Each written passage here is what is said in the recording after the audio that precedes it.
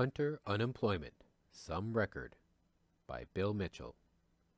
In my last blog, I railed against a claim by ComSec economist Craig James that the last ABS unemployment data for New South Wales was getting, quote, extremely close to levels that could be described as full employment, end quote.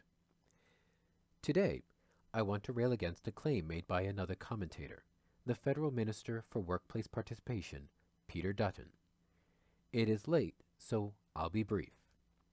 On January 27th, the Newcastle Herald published an opinion piece by the minister in which he claims that the Howard government has delivered record-low unemployment and attributes much of this success to the performance of the job network. In my previous piece, I set out how the official unemployment rate is just the tip of the iceberg, and that more sophisticated data on labor underutilization and the rapid growth of the disability support pension means that we cannot talk about full employment at either a regional or national level. What particularly riled me about the Dutton article is that he didn't mention a single thing about unemployment in Newcastle and the Hunter in the space he was granted in the area's major newspaper. A minister and his department have a truckload of press secretaries and media staff with the time and resources to add a local dimension to a standard press release. Perhaps the minister does not think enough of local readers to afford them this courtesy, or perhaps he had a look at the regional unemployment data and realized his record-low unemployment story wouldn't wash. Here's why. The trend unemployment rate in the Hunter region, where coffee is based, is well above the national average and is rising. In December 2004, unemployment in the Hunter statistical region and in Newcastle rose to 6.8% compared to a national unemployment rate of 5%. Putting a brake on the rise in unemployment was falling labor force participation. For local young people, the unemployment story is particularly grim.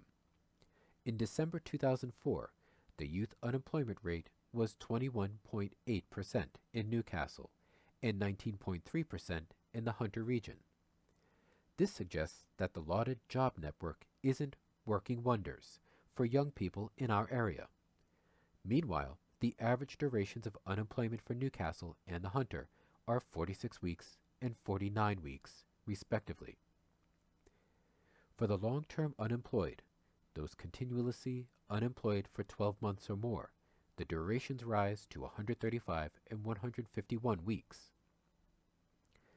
The minister's article did not provide regional data on job network placements, how long any placements last, and how many go to the young and long-term unemployed. I am sure Newcastle Herald readers would have liked the local context. The average long-term unemployed person in the Hunter region has now been out of work for 3 years and seems not to have benefited from the record low unemployment of which the minister speaks.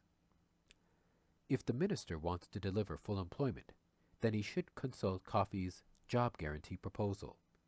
If he wants to stick to the policy status quo, then he should at least use media space in regions of high unemployment to explain why he is giving up on them.